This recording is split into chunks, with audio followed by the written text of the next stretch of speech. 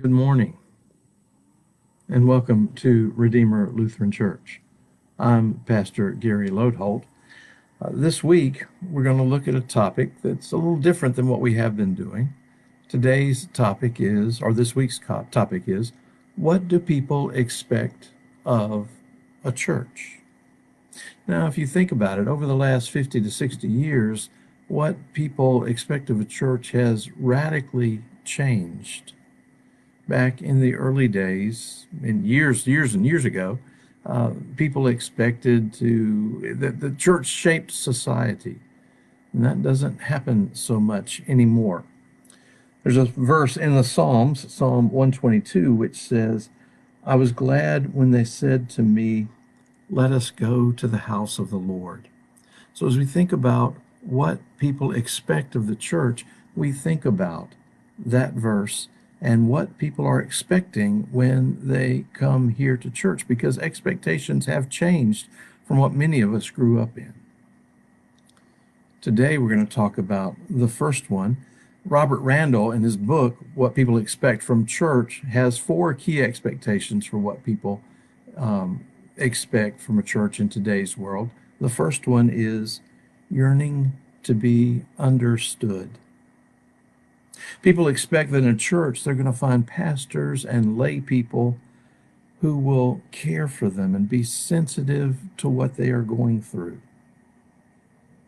You know as well as I do that it's often difficult to find others who will or can listen quietly and thoughtfully. Most people want to do or solve instead of listen and care. Oftentimes they're thinking about what they're going to say next rather than what you're saying to them. Nan's grandmother cross-stitched something that I have hanging in my office. I've had it for the entire ministry, that hangs right here, and it says, called to listen to the needs of others, even those unspoken. That's not just the call of a pastor, that's the call of every Christian, it seems to me. Some of you have also heard me talk about late night shows on TV. If you've seen those with, gosh, I don't even know who, I think Jimmy Fallon and Stephen Colbert and all those that host those late night shows now. Back in earlier days, it was Johnny Carson or David Letterman, those shows. You know they tend to have an orchestra off to the side, a little small band that plays as they come in from commercials and plays as they go out to commercials often. Those bands they come from a place where of when they used to do live radio.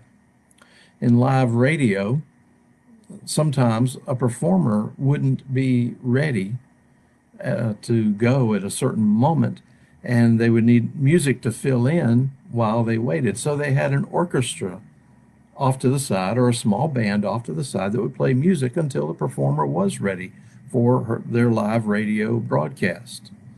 This little band or orchestra actually had a name.